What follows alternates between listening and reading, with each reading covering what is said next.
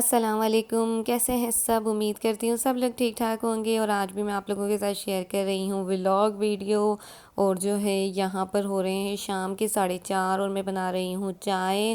اور سردیاں آ گئی ہیں، ایسے میں چائے پینے میں بڑا ہی مزہ آتا ہے۔ اور دوسرے چولہے پہ میں نے پانی بوائل ہونے رکھا ہے، اس میں نے سب گلاس ڈالیں تاکہ جو ہے اس میں جو تھوڑی بہت اسمیل ہے وہ بھی ختم ہو جائے، جو اگر گلاسوں میں آ جاتی ہے، اور ساتھ ہی جو ہے اس کے جمز بھی ختم ہو جائیں۔ ہفتے 2 ہفتے میں اس طرح ایک بار کر لینا چاہیے۔ تو یہاں میں آپ کو چینی دکھا رہی ہوں، دیکھیں ذرا کتنی باریک چینی ہے، اتنی مہنگی چینی ہو گئی ہے اور بالکل پاؤڈر کی طرح ہے۔ اور یہ دودھ جو ہے میں صبح بوائل کرنا بھول گئی تو یہ فریز ہو گیا ہے، میں نے باہر رکھا ہے کہ یہ میلٹ ہو جائے، اس کی برف ختم ہو تو میں اسے بوائل کر لوں۔ یہاں بیٹے بیمار ہے، اسے ٹیمپریچر ہے کافی زیادہ، اور جو ہے یہ کل ٹیسٹ ٹیچر نے 2 ٹیسٹ دے دیے ہیں تو وہ اس کی تیاری کر رہا ہے، اللہ پاک اس کو کامیاب کرے۔ یہاں پہ دیکھیں جی پانی بوائل ہو گیا ہے، بس ہم اسے بند کر دیں گے، گلاسوں کو جو ہے اس میں سے نکال دیں گے پانی سے اور اسے اچھے طریقے سے واش کر لیں گے، نہیں تو اس میں نا بوائل ہونے کے وائٹ نشان رہیں گے، تو اسے اچھے طریقے سے واش کر کے پھر ہم اسے رکھ دیں گے۔ یہاں چائے پک گئی ہے تو میں اس میں چینی ایڈ کر رہی ہوں، چینی میں پہلے ایڈ نہیں کرتی، اس سے مجھے لگتا ہے چائے جو ہے نا کالی کالی بن گئی ہے، تو اس لیے میں چینی بعد میں ایڈ کرتی ہوں۔ جب ہماری چائے بالکل بن جاتی ہے، ریڈی ہو جاتی ہے، پھر اس کے بعد بس میں اس میں ایک بوائل دے کے اسے نکال دوں گی۔ تو یہ دیکھیں جی اس میں بوائل آ گیا ہے، چینی ڈالنے کے بعد تو میں اسے نکال لیتی ہوں۔ اچھا یہاں پر جو ہے میں بس اب چائے پیوں گی اور بچوں کو ہوم ورک وغیرہ کراؤں گی، اس کی ٹیسٹ کی تیاری کراؤں گی، اور جو ہے ان کا یونیفارم واش کرنا ہے وہ واش کر کے ڈالوں گی، کیونکہ وہ روز ڈیلی واش کرنا پڑتا ہے، وائٹ شرٹ ہیں اس وجہ سے ڈیلی واش کرنا پڑتا ہے۔ چلیں جی یہ سب کر کے پھر ملتے ہیں۔ تو یہاں پر جو ہے دیکھیں میں نے بچوں کو پڑھا دیا ہے، اور جو ہے ان کے یونیفارم واش کر کے ڈرائی کر کے ڈال دیا، کیونکہ سردیاں ہیں اس نے سوکھنا نہیں۔ اب بچے جو ہیں وہ کارٹونز دیکھ رہے ہیں اور میں آ گئی ہوں کچن میں آلو پالک بنانے۔ 6 بج گئے ہیں شام کے، مطلب اب تو رات کہہ سکتے ہیں کیونکہ سردیاں ہیں تو رات ہی ہو گئی ہے۔ اور یہاں پہ میں نے 4 سے 5 ٹیبل اسپون جو ہے آئل ڈالا ہے، اور جو ہے اس میں نا 2 سے 3 لہسن لیے ہیں، انہیں باریک چاپ کر کے ڈال دیا ہے۔ 4 جو ہے میں نے ثابت لال مرچیں لیے ہیں اور انہیں سوٹے کر لیا ہے 2 منٹ تک، اور اس کے 30 سیکنڈ تک، 2 منٹ تک کریں گے تو اس نے فرائی ہو جانا ہے، بلیک ہو جانا ہے، تو 30 سیکنڈ میں نے اسے سوٹے کیا۔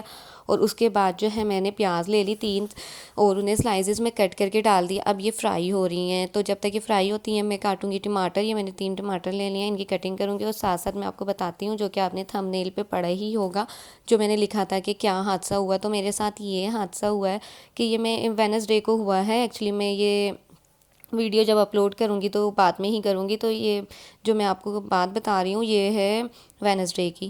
تو وینسڈے کو ایسا ہوا کہ میں بچوں کو لینے اسکول گئی، جب میں اسکول جاتی ہوں تو مجھے نا رکشے میں جانا ہوتا ہے، تو باہر جا کے ویٹ کرنا پڑتا ہے رکشے کا۔ تو میرا جو چھوٹا بیٹا ہے وہ 3 سال کا ہے، وہ ابھی اسکول نہیں جاتا، وہ میرے ساتھ ہی تھا۔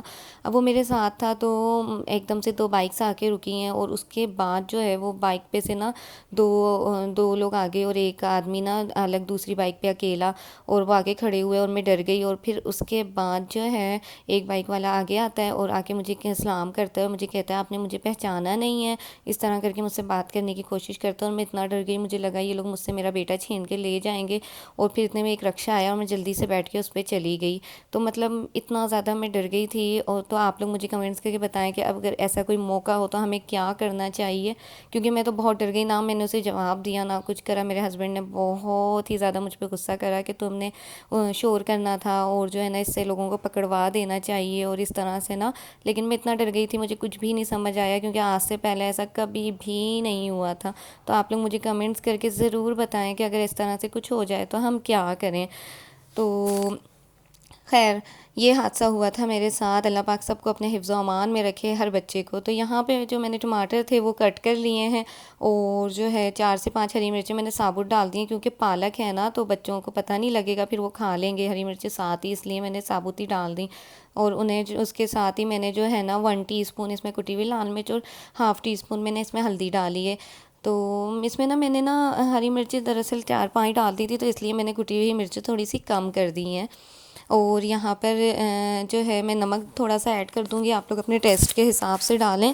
اور میرے ہسبینڈ کو پالک بالکل بھی پسند نہیں ہے، مطلب پالک وہ قیمے میں کھا لیں گے، مٹن میں کھا لیں گے، نہ وہ بیف کے ساتھ پالک کھاتے ہیں، اور مطلب کہ اور نہ چکن کے ساتھ، اور نہ ہی آلو کے ساتھ، اور نہ ہی دال کے ساتھ۔ صرف مٹن کے ساتھ کھاتے ہیں یا پھر بیف کا قیمہ ہو تو وہ پالک کھا لیتے ہیں، ادروائز نہیں کھاتے، اس لیے میں پالک نہیں بناتی.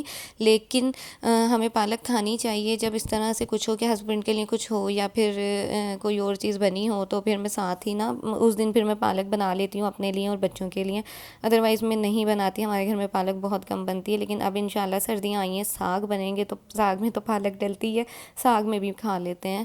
اور جو ہے اس کے علاوہ جو یہ میں نے آلو لیے تھے 3-4 اور جو ہے نا انہیں میں نے سلائسز میں کٹ کر لیا ہے کیونکہ بچوں نے تو پالک سے زیادہ آلو ہی کھانے، اور انہیں مکس کر لیا ہے اچھے سے نا تاکہ مسالہ اس میں چلے جائے. اب میں نے اس میں پالک ڈال دی ہے اور اسے میں ڈھک دوں گی 10 منٹ کے لیے نا، اور 10 منٹ بعد جو ہے پھر اسے ہم چلائیں گے تاکہ جو ہے نا یہ اچھے سے نرم ہو جائے اور چلانے میں ایزی ہو جائے. میری جو بھابھی ہیں وہ بناتی ہیں دوسرے طریقے سے پالک، انشاءاللہ میں آپ لوگوں کے ساتھ وہ بھی شیئر کروں گی.